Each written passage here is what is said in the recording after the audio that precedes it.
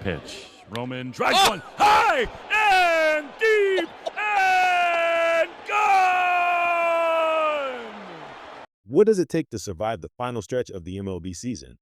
It's a brutal, unforgiving gauntlet where dreams are made and giants fall. Every pitch, every swing, every single game carries the weight of 100 before it. Right now, we're in the heart of that storm, where rivalries are reignited and the pressure is at its absolute peak. One weekend can change everything, and a single swing can define a season. Welcome back to Baseball Extra, your home for the deepest dives in the game. Today is Friday, August 22nd, and we've got an absolutely jam-packed show for you. We're heading to the West Coast where a heavyweight battle is brewing as the Dodgers and Padres get set for a rematch that could decide the division.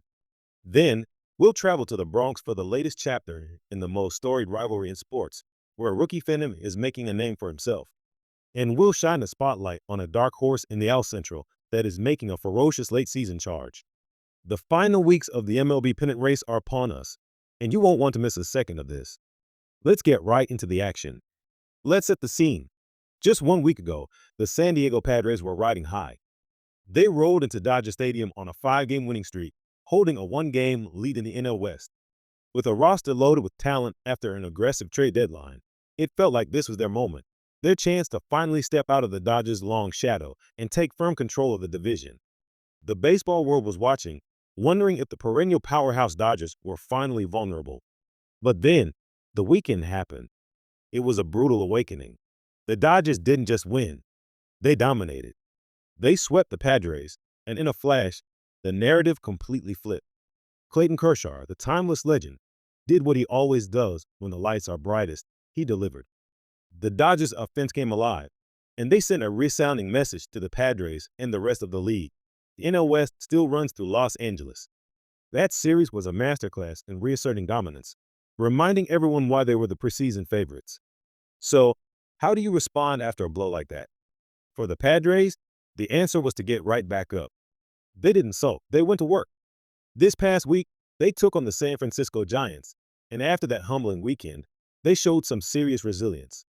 On Thursday, in the finale of a 4-game set, they found themselves in a tight 2-2 ball game. And then, the 5th inning happened, and it was a perfect storm of smart baseball and defensive chaos. With 2 runners on, the Padres' newly acquired catcher, Freddie Fermin, laid down a perfect bunt. What followed was a complete meltdown by the Giants. A wide throw to first allowed 1 run to score. A subsequent bobble in the outfield allowed a second run to cross the plate. 2 runs on a bunt, thanks to 2 separate errors. It was a gift, and the Padres were more than happy to accept it. But they weren't done. Later that inning, with runners in scoring position, the heart and soul of their lineup, Manny Machado, stepped to the plate. And Manny did what Manny does. He laced a line drive into the gap for a 2-run single, blowing the game wide open.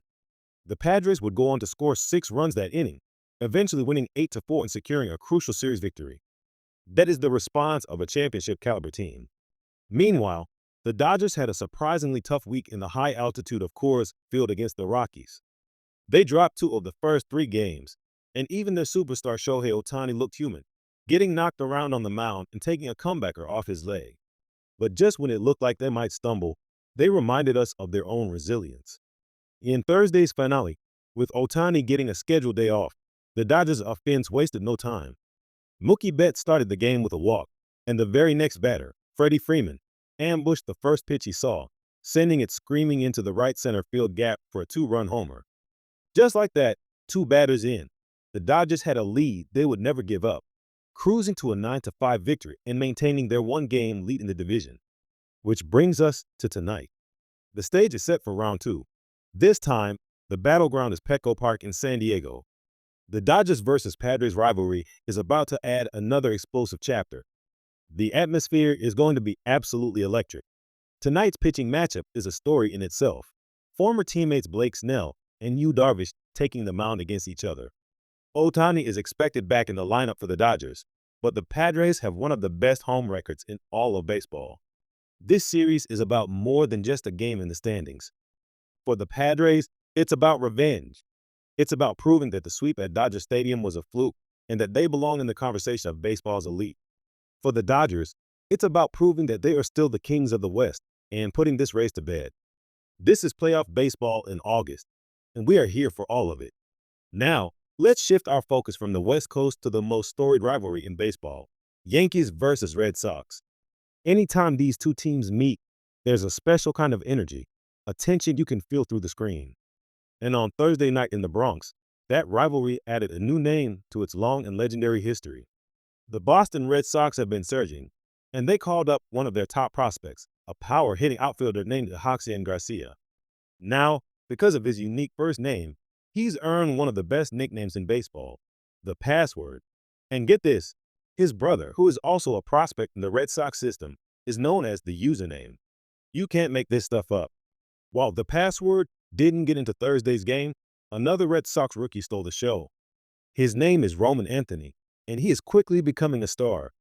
While he might be in a tough race for Rookie of the Year against guys like Nick Kurtz of the A's, Anthony has given this Red Sox team an unbelievable jolt of energy since his promotion in June. Playing your first game at Yankee Stadium is a moment no player ever forgets. The history, the lights, the pressure, it can swallow you whole.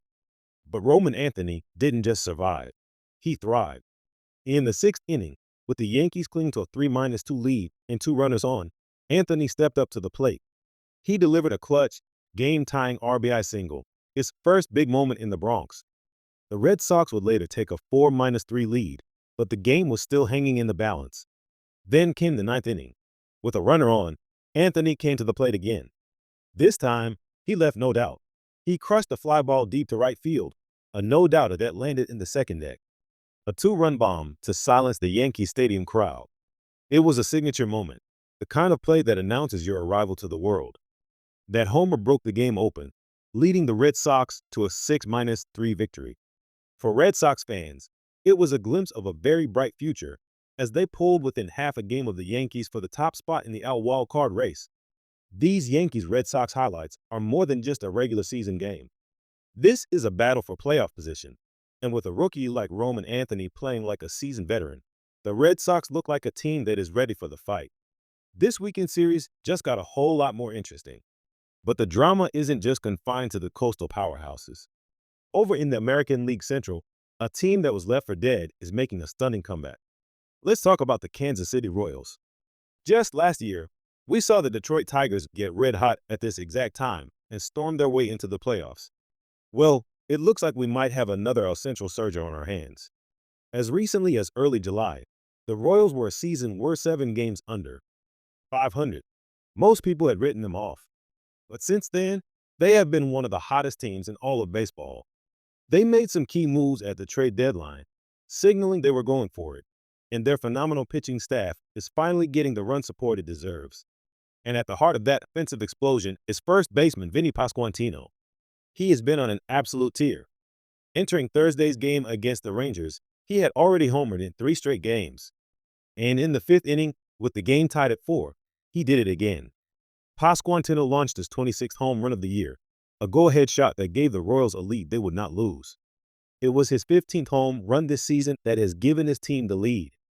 That is the definition of a clutch player. The Royals won that game 6-4, continuing their incredible surge. They are now firmly back in the playoff picture, and with their pitching and a red-hot offense, they are a team that nobody wants to face right now. Keep an eye on Kansas City. They are playing with a ton of confidence and could be the surprise story of the second half. All right, let's take a quick trip around the league for our Diamond Notes segment here on Baseball Extra.